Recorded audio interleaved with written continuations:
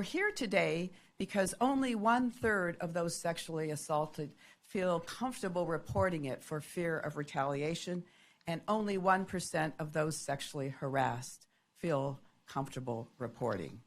We're here today for the service members who have spoken out or who have suffered in silence, because the message and culture in the military has been clear. Shut up, suck it up, and don't rock the boat. The UCMJ is a creation of Congress. We have the right and the responsibility to amend it when it fails to deliver justice, and that's why we are here today. Senator Gillibrand and I have dedicated the better part of 10 years to right this wrong. I first authored legislation on this topic on November 11th, 2011, 10 years ago. The proposal was dismissed and attacked, as was I. But the voices of the victims and the survivors could no longer be silenced. The heinous murder of Vanessa Guillen, specialist Vanessa Guillen, was the tipping point. Senator Gillibrand and I and our co-leads come together today with one voice and one plan to save service members from the fates of Specialist Guillen, Private First Class Asia Graham, Airman First Class Natasha Apashian, and so many others like them. The tragedy is that it took their brutal killings, their deaths, to wake Congress and the military up. When I retrace Specialist Guillen's footsteps to the arms room last summer, I vowed then and there that her life would not be in vain. I went to the base to find out what had gone so terribly wrong, that Specialist Guillen and so many other soldiers had lost their lives. Since 2016, more Fort Hood soldiers have died in homicides than in battle. Think about that. More homicides in the actual installation than in battle, making their homeland more deadly than the battlefield. But Fort Hood is far from alone. Private First Class Asia Graham was just 19 years old when she died of an overdose at Fort Bliss. She was sexually assaulted by another soldier while she was unconscious, and for a year, there was no justice, just isolation and ostracism. Subsequently, her assailant was tried for multiple sexual assaults. Airman First Class Natasha Apashian at Grand Forks Air Force Base told her parents she was afraid of a fellow airman the day she ended their 2-week relationship. He would hear none of it. So he killed her and then turned the gun on himself. After her murder, another airman came forward and said Apashian's killer had sexually assaulted her in tech school at another installation. Following Specialist Guillen's death, the angry cries of thousands of service members rang out with "I am Vanessa Guillen." Hashtag I am Vanessa Guillen on social media. Vanessa's family demanded answers and change, and they have the change so that Vanessa's tragic short life, one she wanted to dedicate to the service of her country, will live on in the spirit of justice for others. Their strong, unified voice have been heard.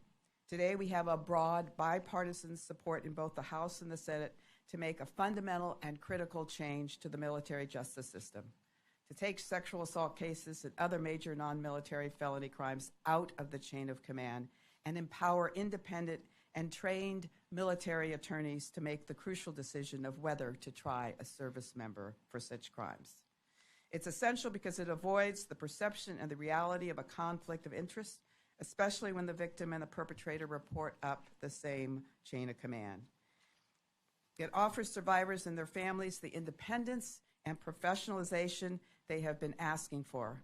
And finally, more survivors will have confidence to make a report so that the military holds those who prey on fellow service members accountable. This is not the end of the road, it's a new beginning. With 66 co-sponsors in the Senate and a broad bipartisan support in the House, we will pass this bill this year. The haunting words of one soldier ring in my ears still today.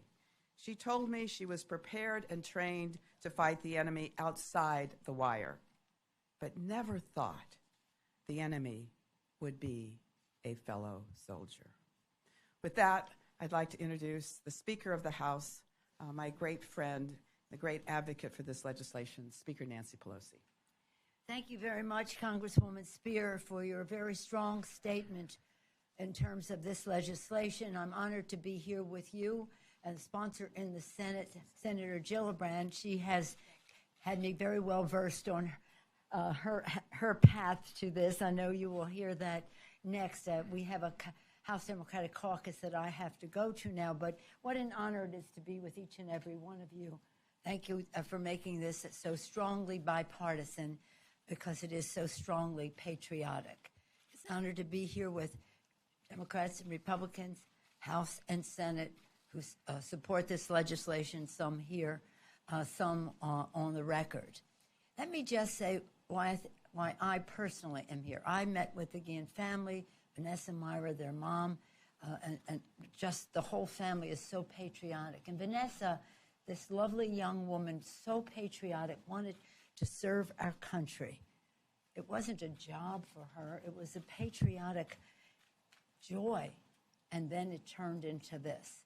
But hearing her story, I was reminded, and I didn't need much reminder, but I was reminded of all of the women that I had met in theater.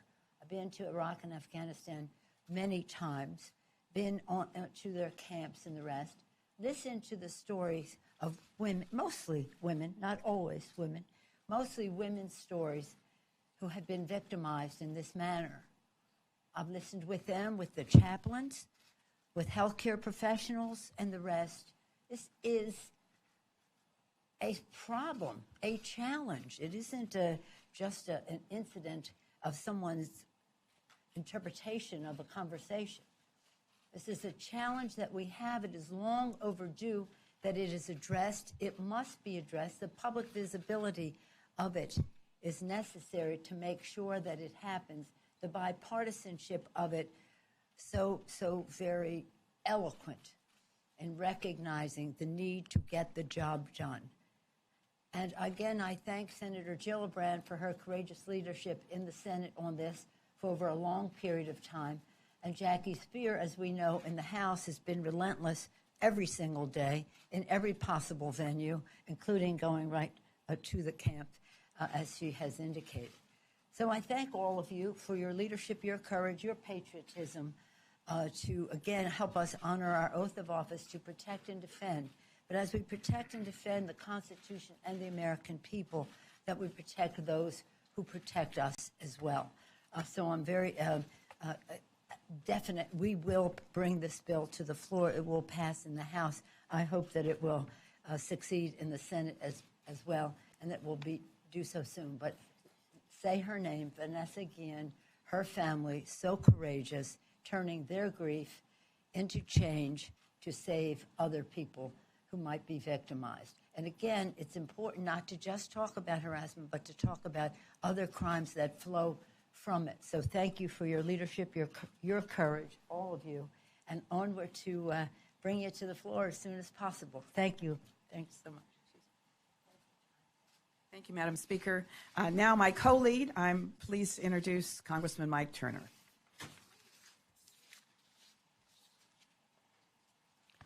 Thank you, Jackie. Thank you for your passion on this incredibly important issue. Today we do what all of America calls for and wants.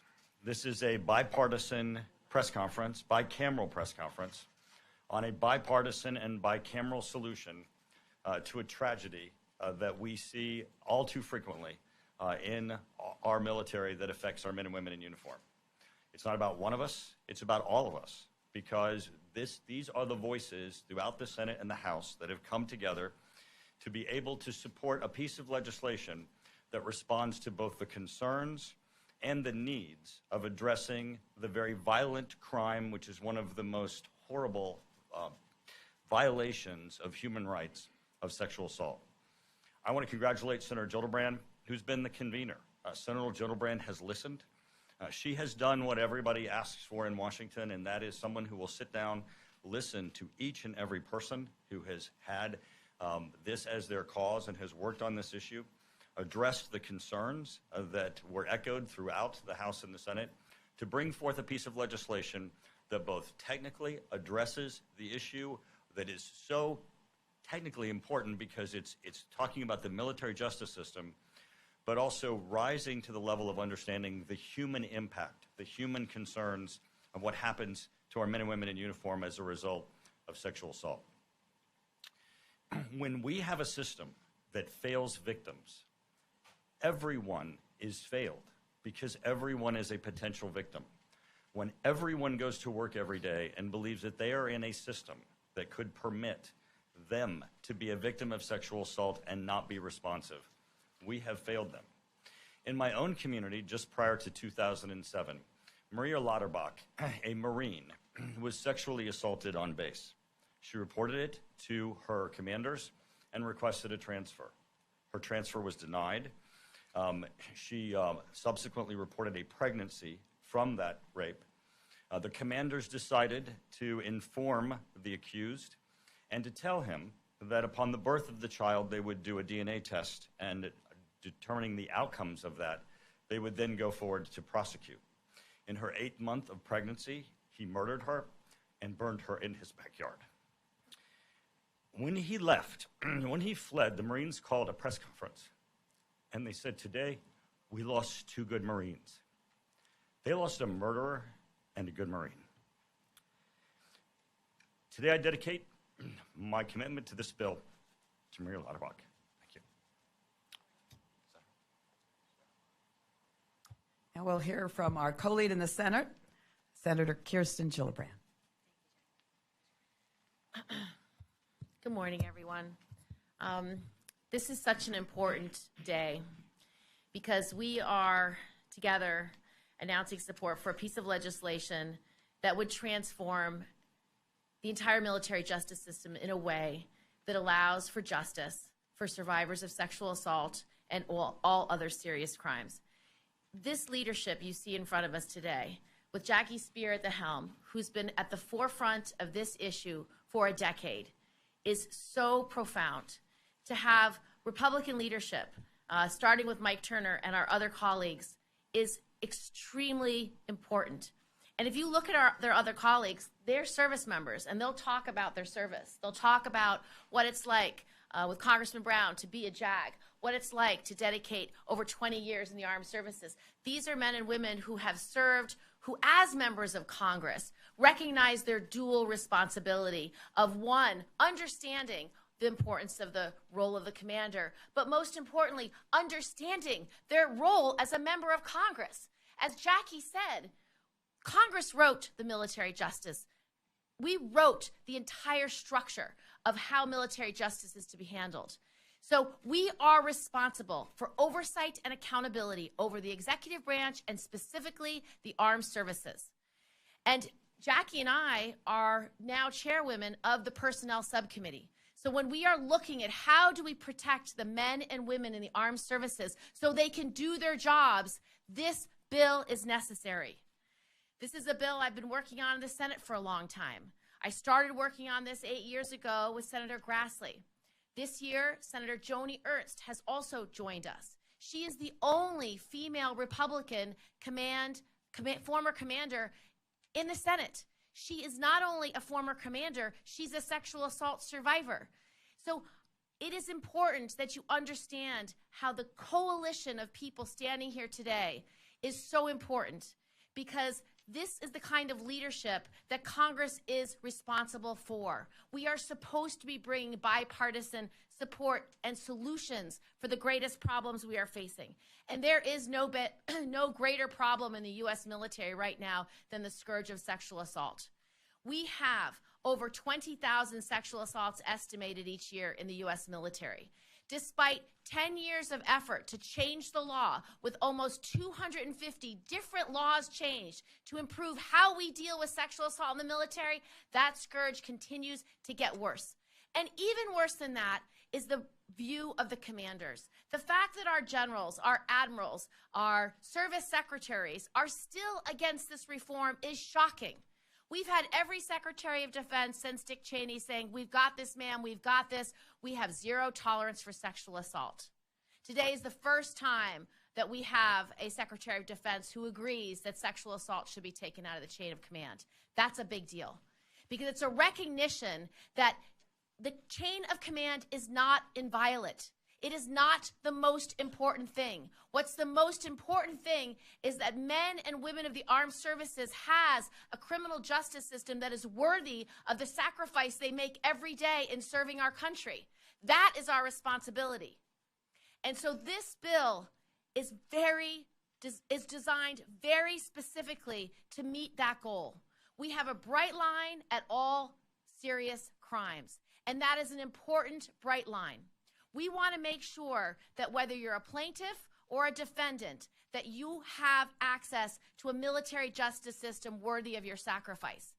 For survivors of sexual assault, it's absolutely necessary. We have asked for more cases to go forward. We have asked for more commanders to take this seriously, and they have not. If you look at the evidence and statistics over the last decade, the percentage of cases that are going to trial is not going up, it's going down. The percentage of cases ending in conviction is not going up, it's going down. The number of people who are retaliated against because they report this crime is stubbornly at about 60%, unchanged. So when the commanders say, we got this, man, we got this, they don't have it, and they aren't even prosecuting retaliation. We had to make, Jackie, I, and the others standing here, we had to make retaliation a crime in the NDAA 3 years in a row because they just wouldn't prosecute it. In the last year, guess how many cases have been prosecuted? Guess. 1. It's disgraceful. So we need this bill more than ever. And there's a second reason why this bright line is so important, and it's defendants' rights. And it has to apply to all felonies because if you are going to jail for more than a year of your life, you deserve a review by someone who's actually trained, a trained military prosecutor. You deserve a review by someone who has no bias against you. Well, if you are a black or brown service member, I'm sorry to say there may well be biases against you because in the statistics out of the DOD itself, in some of the services, you are up to 2.61 times more likely to be punished because you are a black service member. So this bill is written specifically to create a bright line at all serious crimes to protect both plaintiffs and defendants, to deal with two grave injustices that we have evidence. Jackie has had a hearing on the racial disparities. We have evidence from the DOD and the unbelievable scourge and unwillingness of the command to prosecute sexual assault and to take these crimes seriously. Now, I think the fact that both Jackie and Mike mentioned cases where victims were murdered is really important because if you only eliminate and only take out one crime, then those cases of murder would not be investigated by a trained military prosecutor and reviewed by them. And that is so important. So that is why our bill is importantly and carefully drawn. We take out military-specific crimes like going AWOL. We let the commanders address those uniquely. But this bill is meant to solve the problem of injustice in the military justice system. And for the family of Vanessa Guillen, who has stood up and demanded this justice from Congress, we are answering you today. We stand with you. We are Vanessa Guillen, and we will not give up until this reform is done. Thanks, Jackie. Next, Congressman Brown will speak, former JAG, as a matter of fact. That's right.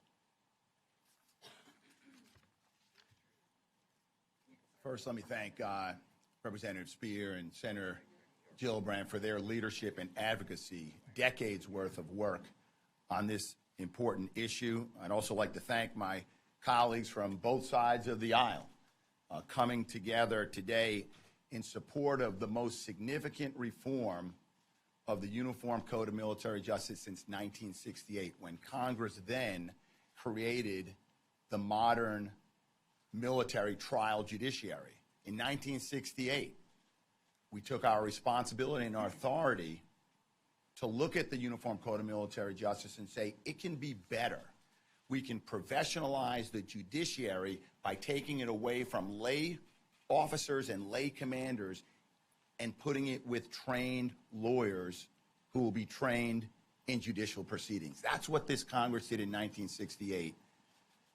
And what we're doing today is just as significant. Our military justice system, it is a great system, but it's not the best that it can be. Our service members who defend our country, our values, our way of life, for their service and sacrifices, we have to commit ourselves as a Congress and a nation to give them the very best.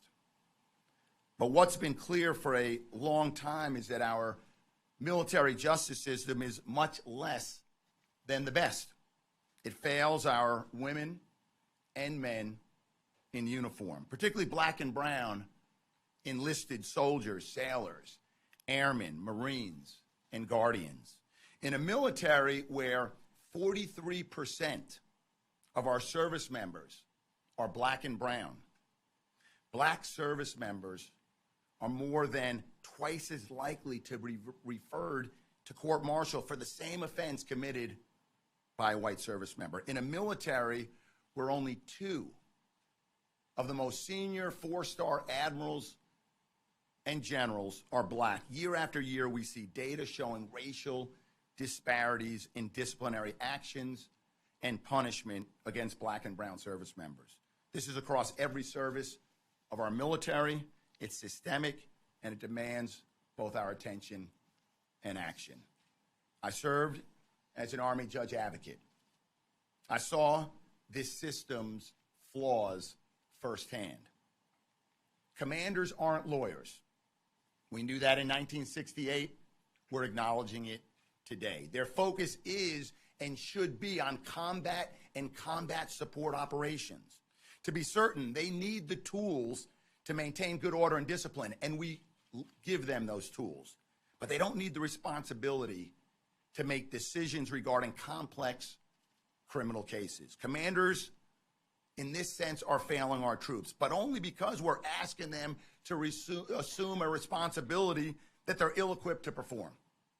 We see that on full display in our military justice system when it isn't pursuing justice on behalf of victims of sexual assault. The current system, where commanders are asked to decide which cases to prosecute and which cases not to prosecute, has led to a breakdown of trust in our military justice system. Women are fearful to report their assaulters, and black and brown service members are fearful of prosecutorial misconduct by commanders. That lack of trust erodes unit morale and cohesion, as well as a trust in command. Regardless of the high esteem in which we hold the military, and we certainly do, the military justice system reflects the racial biases that we see in our broader criminal justice system. I served in the military for 30 years. I love this institution, and that's why I'm standing here today with my colleagues to improve our armed services and our military justice system. It's time for a comprehensive military justice reform. Thank you.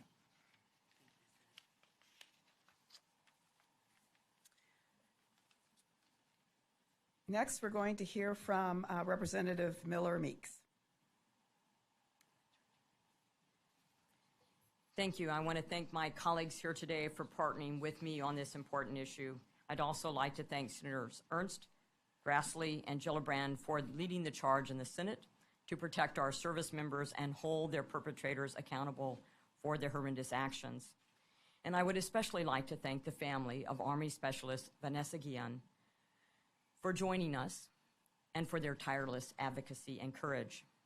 As a 24-year Army veteran, I know the importance of unit cohesion, but as a doctor and a woman, I know the trauma that too many of our service members have endured. When we choose to serve our nation's armed services, that honorable and voluntary choice does not also voluntarily waive our right to due process. What happened to Vanessa and has happened to so many others is tragic, and it's incumbent upon us to keep our service members safe and get them the justice they deserve. We are here today to introduce the Vanessa Guillen Military Justice Improvement and Increasing Prevention Act. This bicameral and bipartisan legislation will professionalize how the military prosecutes serious crimes by moving the decision to prosecute these crimes in the military from the chain of command to independent, trained, and professional military prosecutors while keeping the military chain of command informed. Our legislation will improve prevention programs, training, and education, improve how we hold perpetrators accountable, and give prosecutors the training they need to better handle sexual assault and domestic violence cases, but also while keeping the chain of command informed. Too often, our military justice system has protected the service rather than the service member. By failing service member victims, the broken process weakens unit cohesion, harms recruitment and retention, and ultimately, the military strength of our nation. Given our all-voluntary military, our strength is only as resilient as our individual members, and the time to act is now. Thank you. Thank you. Now we'll hear from my former co-lead on the Military Personnel Subcommittee, Congressman Trent Kelly. And a general, I might add. Thank you, Chairwoman Spear. You know, I want to start out and say that I've served over 35 years in this nation's military, and I've actually conducted UCMJ at all levels, up through brigade and higher. I've also been a district attorney. I'm probably one of the few people standing up here who have prosecuted a sexual assault case, who've seen the difficulty and the hard work. I understand the legal, and I'm not a JAG in the military. I was an actual combat soldier. This is so important, what we are doing here today. And there will be some people who fight against it. And I wouldn't be for it if it wasn't the right thing, narrowly tailored to accomplish actual results that are going to make the lives of our service members, specifically women who are being sexually assaulted, better. Thank you guys for doing this. This is the right thing to do, and it's going to have a genuine impact on recruiting and retention, on making sure that we don't have commanders doing something they're not trying to do. Very few men and women who serve in the military in any capacity are not dedicated to this nation and are not trying to do the right things. However, I would not ask a lawyer with no military training to conduct combat operations. And we should not ask our commanders at whatever level with no legal training to try felonies and sexual assaults which they do not have the capability to do. It's not because they're not good people. It's they don't have the training and tools.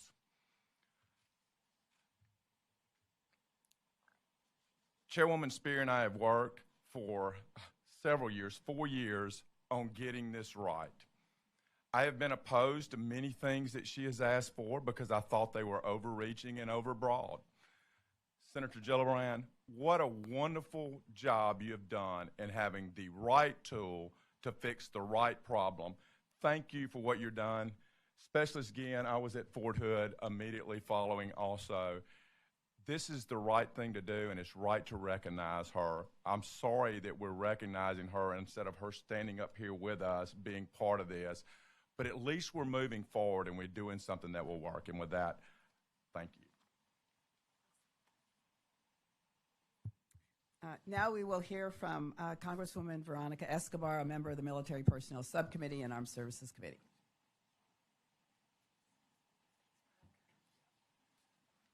Good morning, and I first want to say to Myra and Lupe, thank you for being here.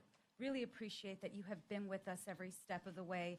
Y para su mamá, por favor, dele nuestro pésame otra vez de nuevo. Y estamos tan agradecidos por el trabajo que toda la familia ha hecho. I'd like to thank two incredible women who are leading the way for us on this issue, this long overdue solution to a monumental failure by the military. And that is my chairwoman, Jackie Spear, and Senator Kirsten Gillibrand, who have brought forward a collaboration between the Senate and the House, between Republicans and Democrats, to finally address that monumental failure. I represent the community of El Paso, Texas, and in El Paso, I have the incredible privilege of representing Fort Bliss. And in my short time in Congress, I have spoken to innumerable women who have also dealt with, lived with, suffered from the trauma of sexual assault. And in fact, one young woman, Private First Class Asia Graham, who died a year after her rape, a death probably that was linked to her trauma and to everything that she dealt with, came to Fort Bliss with high hopes, with dreams of a long career in front of her, and with dedication to her country, much like Vanessa Guillen did. And what she found, unfortunately, was terror and trauma and an attack.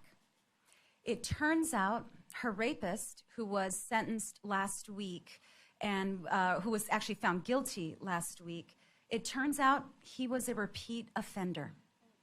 And he was a repeat offender because he had not been brought to justice before.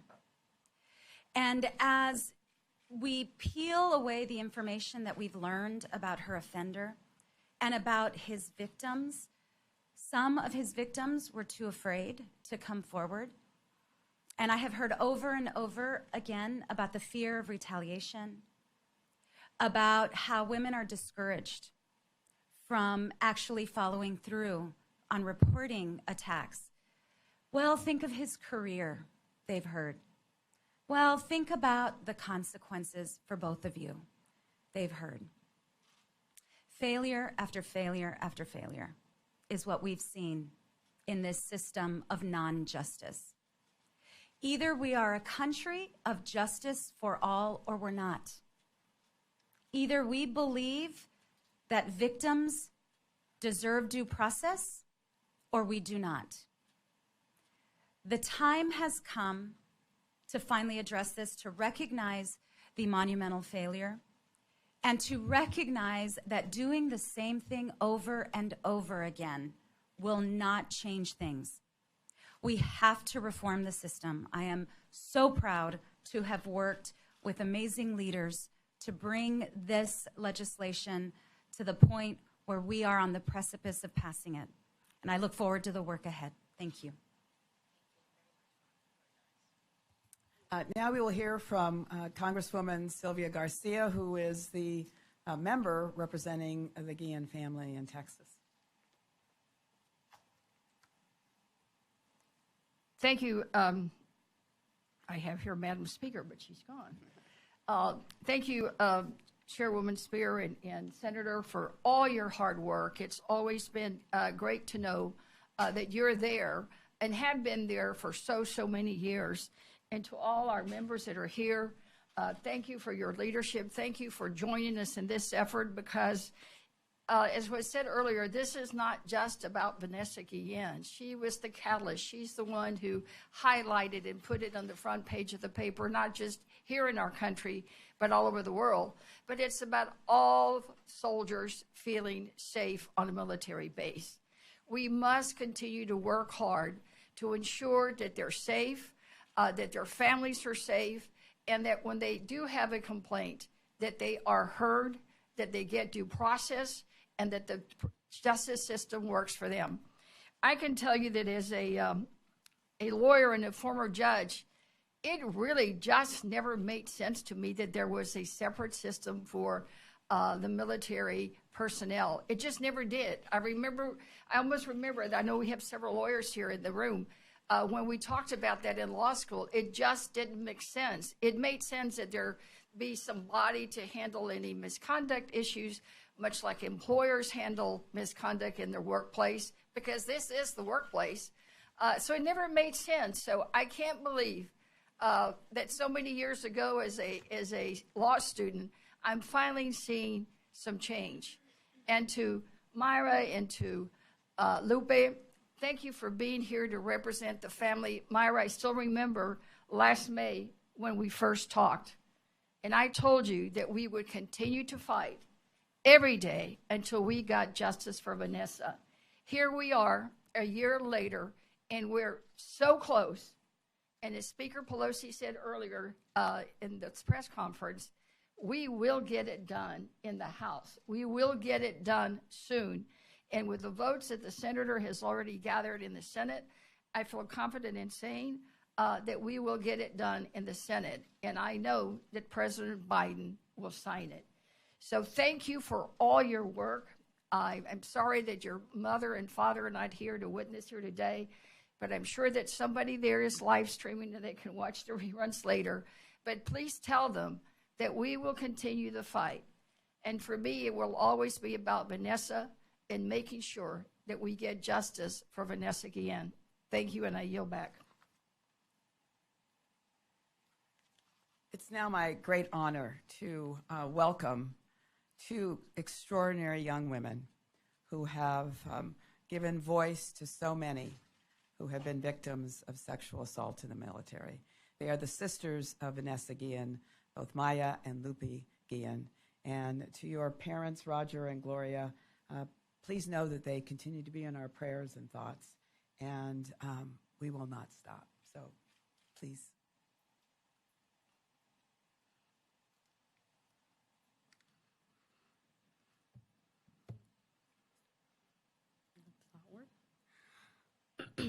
Good afternoon, everyone. My name is Lupe Guillen. I'm Vanessa's youngest sister. First and foremost, I want to thank everyone present that's here today. Thank you, Congresswoman Spear, Congresswoman Garcia, Congresswoman Escobar, members of Congress, and Senator Gillibrand. Sexual violence is so common in the military, that's why it's now considered a pervasive problem in the armed forces that tolerates other inappropriate behaviors like sexual harassment, assault, rape, and domestic violence. There's no law, so instead it protects the aggressors and allows leadership to throw sexual violence under the rug. Normalizing retaliation, resulting in 64% of the women who reported a sexual assault face retaliations. Reasons why? Vanessa Guillen was afraid to report it. But eventually, yet again, the command did nothing about it. Someone had to suffer in order for all of us to realize what's happening. And that someone was Vanessa Guillen.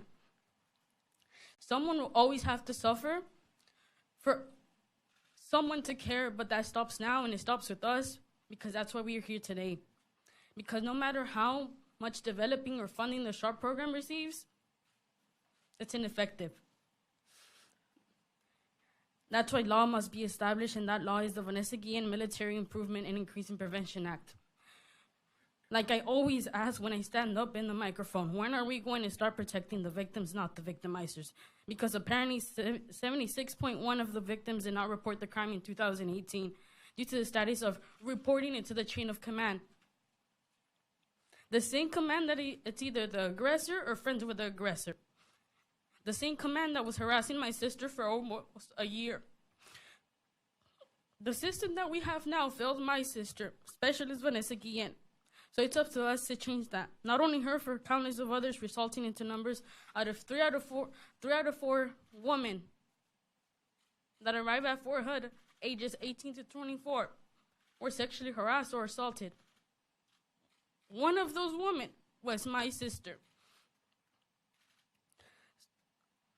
Lastly, I want to thank Senator Gillibrand for being in this fight with us, Spears, for fighting and fighting, never giving up, and for committing into making the soldiers and their families whole.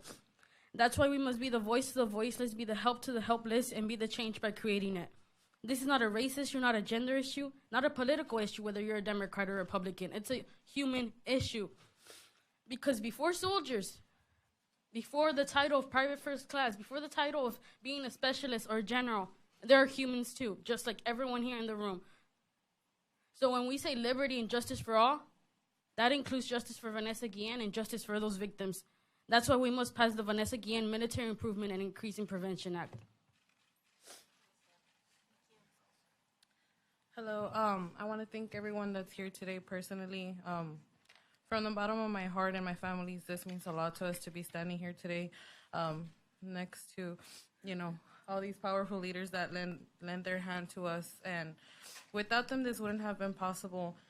And I personally want to thank Senator Gillibrand for, committing with us to get this bill passed as one. I totally believe that this brings not only justice for those sexual assault and harassment survivors, but to all of those military members that suffered countless criminal acts, which, it's so hard to believe. And I want to thank Senator Gillibrand for committing to us that she will make sure that the claims process is included in this year's NDAA. It's a part of the bill that we had established, and we want to bring it together to make sure that it's done, because it will bring our soldiers and their families we need and deserve to be indemnified. So I hope this brings, I know this will change a lot of people's lives, starting with ours, because it's been a long year of fighting and no sleep. And, it's so hard to put words together. Sometimes I'm speechless as to how we all came together and we were able to unite and bring this bill. And thank you. And finally, we'll hear from Attorney Natalie Quam. I want to thank everyone today. I especially want to thank Congresswoman Jackie Spear. Again, she's just hit this out of the park. I want to thank Senator Gillibrand. This marriage between these strong, powerful women. I was honored when I heard that we were going to do this together, and I believe that this will be done, and it'll be done quickly, fast enough, so that way if I get another phone call, someone's going to ask me, has the bill been passed yet? I'm looking forward to saying, yes, it has been passed. This is just an incredible day. And last year, this time when I took on this case, and the DOD and the Army and the generals told me that there was no sexual harassment. Vanessa never was sexually harassed. Just because someone says that someone wasn't sexually harassed, she wasn't alive to tell them they're lying. Today, we're proud to say the DOD and the Army admitted she was sexually harassed. I want to tell all those victims out there, just because someone doesn't believe you doesn't mean you're lying. It just means you just got to keep fighting for justice like we fought for Vanessa. And thank you so much, Congressman Garcia, for being behind this, Escobar for being behind this, Kelly, all these congressmen, congresswomen, senators, thank you so much today. Thank you so much today for making my clients, the Guillen family, believe in America and believe in how great this country is. Thank you. All right, other questions? Yes.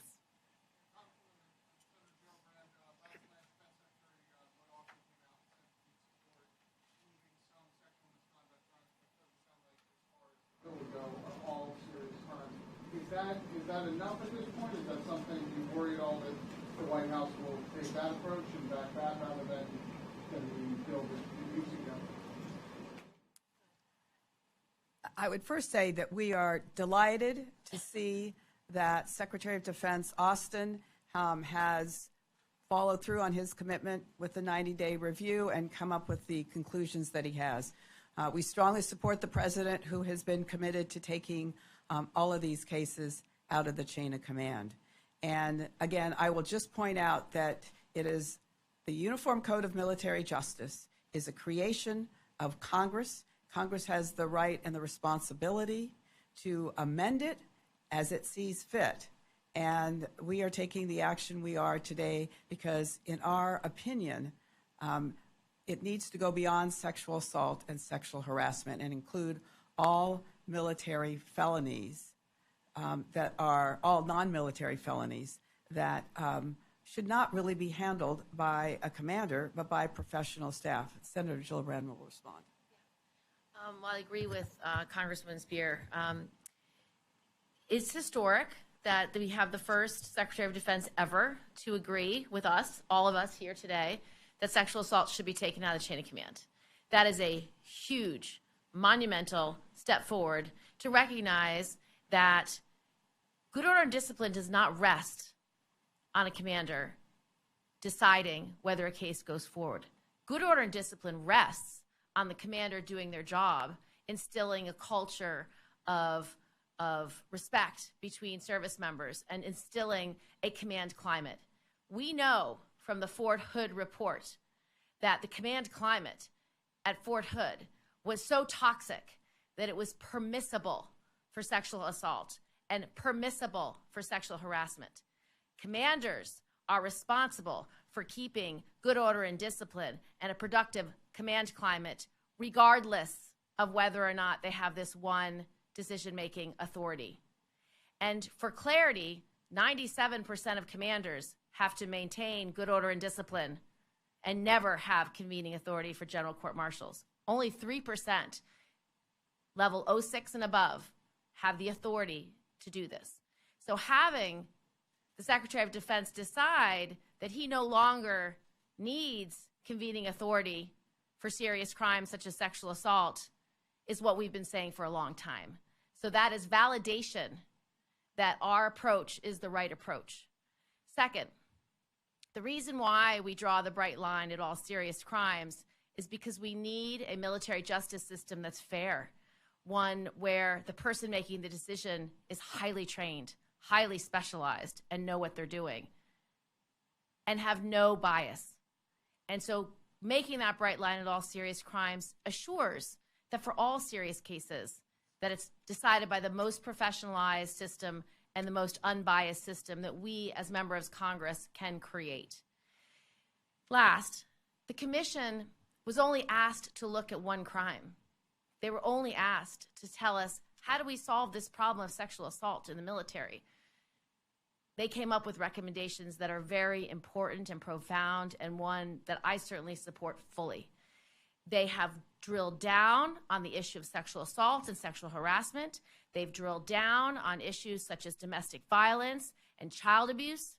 And they agree that all of those crimes must be taken out of the chain of command and given to trained military specialized prosecutors. They're also going to make a series of recommendations that we will be able to debate and discuss in the weeks and months to come that are excellent and that will continue to professionalize the system and make it even stronger. But General Austin's support is extremely favorable and helpful in our cause because he is telling everyone, including the president, that maintaining good order and discipline, maintaining command control does not require convening authority. And that is our point. Commanders have to do this job no matter what. We believe that these serious crimes, the decision about whether to move forward should be made by the most qualified, most unbiased person. So we are moving forward, and today is a success day for every person standing here today. Let me say that Secretary Austin is a decent man and an outstanding Secretary of Defense from day one. He came into this organization, the Department of Defense, to make it a better place for all soldiers. He ordered a stand down to address extremism. He had a commission, independent, to look at the issue of sexual assault. He is moving in the right direction. An overwhelming majority of the Senate, and you will see an overwhelming majority of the House, believe that we need to accelerate that movement, to expand the list of offenses that are no longer referred to court-martial by commanders, because what we are doing in this bill is addressing bias in the system, bias when it comes to a woman who is raising an issue of sexual assault. The bias that sort of tends to think, no, it couldn't have been that bad. Perhaps it didn't happen. Or as you've heard from others, do you know what you're going to do to your career and the career of that man? And bias that weighs against black and brown soldiers, sailors, airmen, and Marines. Commanders have too many competing interests and obligations to effectively and fairly administer the Uniform Code of Military Justice. This bill, I said, in 1968, we did a similar reform measure. We put it in the hands of professionals, attorneys who are trained in these matters and who we can hold accountable for one thing and one thing alone: fair treatment under the Uniform Code of Military Justice. That's what we're doing today. I would also just like to point out that this happens to men and women in the military. 60% are women, but 40% are men. Yes, next question. Yes. Yeah, if I may, just as a quick follow-up, before General Austin's support, there were some statements produced by several top brass that supported specific measures, for example, sexual assault cases, but expressed caution that other serious crimes usurping that authority from commanders could have an impact on culture. My question is, what's your kind of reaction to those statements, and do you see any intent to reshape either bill given those statements? I would say that response is very typical of what we have experienced for the last 10 years, an unwillingness to move forward. And while I'm grateful that they finally recognize that sexual assault and sexual harassment cases need to be taken out of the chain of command, with this bill, we're saying we want to go further and take all non-military felony crimes out of the chain of command, because we're very concerned, and rightfully so, that there is a bias that exists. And as Congressman Brown had mentioned earlier, that you have black and brown soldiers who are more likely to be charged, twice as likely to be charged as white military service members. So it is significant that they've come as far as they have. The fact that they haven't come as far as we would like is just an opportunity for them to become more enlightened. Couldn't say that any better. But I would also draw your attention to the fact that these are reforms that our allies have already made, and made them over the last 40 years. And Israel, UK, Germany, Netherlands, Australia, and Canada have all done a bright line at all serious crimes, removed them from the chain of command, and given them to trained prosecutors for the purpose of creating a better, fairer system, and specifically for defendants' rights. If you look at the UK, they did it over a murder trial where the accused did not believe he could get a fair trial, and their country and their legal system agreed, and so they created the bright line. This is the right solution. The service members and the service secretaries have been fighting us from the beginning for the last 10 years. They don't want to do anything. So if I was to put it in military terms, they have retreated to just sexual assault.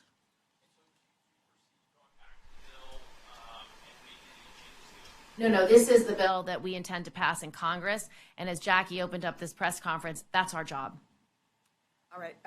We have a hearing in the Armed Services Committee, so we're going to have to bring this to a close. Thank you very much for your participation. Thank you. Well done. Senator. Total success. Very good. Wonderful. So wonderful and so articulate. Beautiful. Thank you, Congressman. Let's get done. Hold on, I need a big hug for you. Yeah, let's get it done.